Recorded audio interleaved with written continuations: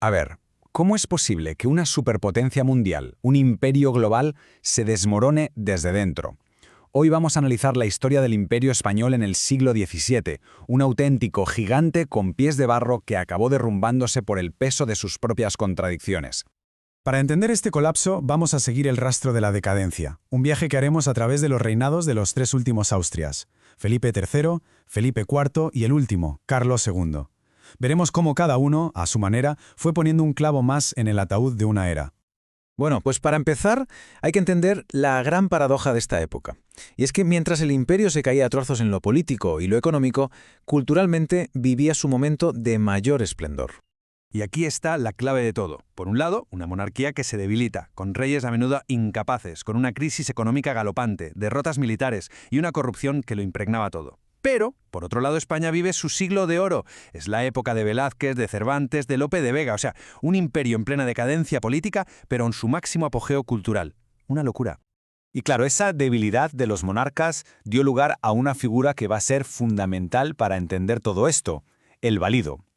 En la práctica era como un primer ministro, un hombre de confianza en quien el rey delegaba casi todo el poder. El monarca reinaba, sí, pero el valido gobernaba. El primer ejemplo de este nuevo sistema lo tenemos con Felipe III.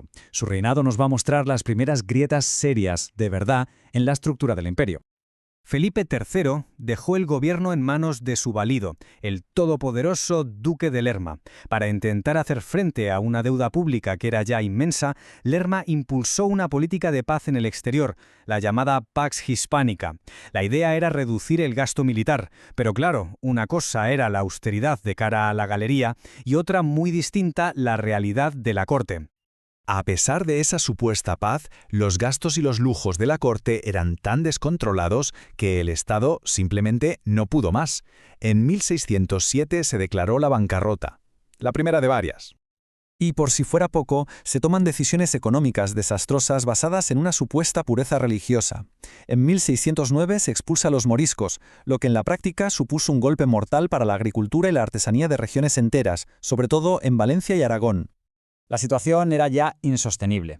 Con el siguiente rey, Felipe IV, llegó un intento desesperado de reforma. Su valido, el conde duque de Olivares, tenía un plan muy ambicioso para salvar el imperio, pero la medicina, como veremos, casi acaba siendo peor que la enfermedad. La gran visión de Olivares era, en pocas palabras, centralizar el poder. Quería que todos los reinos de la monarquía, desde Portugal hasta los territorios de la Corona de Aragón, funcionaran con las mismas leyes y, sobre todo, pagaran los mismos impuestos, siguiendo el modelo de Castilla, que era el corazón del imperio.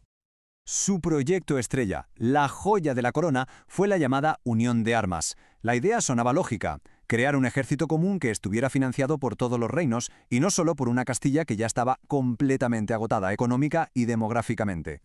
Y la razón de esta reforma salta a la vista. Durante siglos, Castilla había soportado casi toda la carga financiera y militar del imperio. Hablamos de en torno a un 90% del esfuerzo, mientras otros territorios contribuían de forma casi simbólica. Olivares quería simplemente equilibrar la balanza.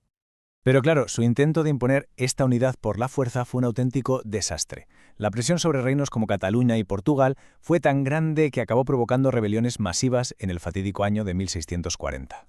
Las consecuencias fueron demoledoras. Olivares cayó en desgracia, Portugal se independizó para siempre, y la derrota de España en la Guerra de los 30 años, sellada en la Paz de Westfalia, marcó el fin oficial de su dominio en Europa.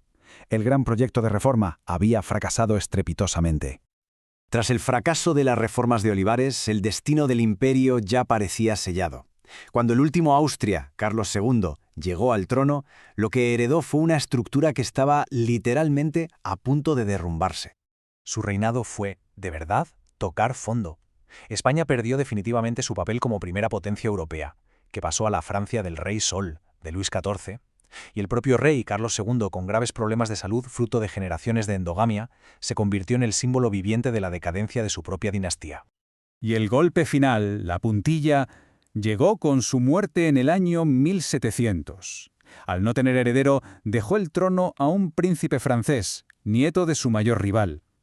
Esta decisión, como es lógico, desató la Guerra de Sucesión Española, una contienda europea por repartirse los despojos de un imperio que era inmenso, sí, pero que estaba en ruinas. Entonces, Después de este recorrido por un siglo de caída libre, ¿qué lecciones podemos sacar? ¿Cuál es el verdadero legado de estos últimos Austrias? Pues en resumen, el declive de los Austrias nos enseña una lección que es fundamental. La combinación de un liderazgo débil, una delegación excesiva del poder en figuras como los válidos y una crisis económica y social profunda puede poner de rodillas incluso a la mayor potencia del planeta. Y eso nos deja con una reflexión final, una que sigue muy vigente hoy en día. ¿Hasta qué punto la fortaleza de una nación no la determinan sus enemigos externos, sino lo que está ocurriendo dentro de sus propias fronteras? Ahí queda la pregunta.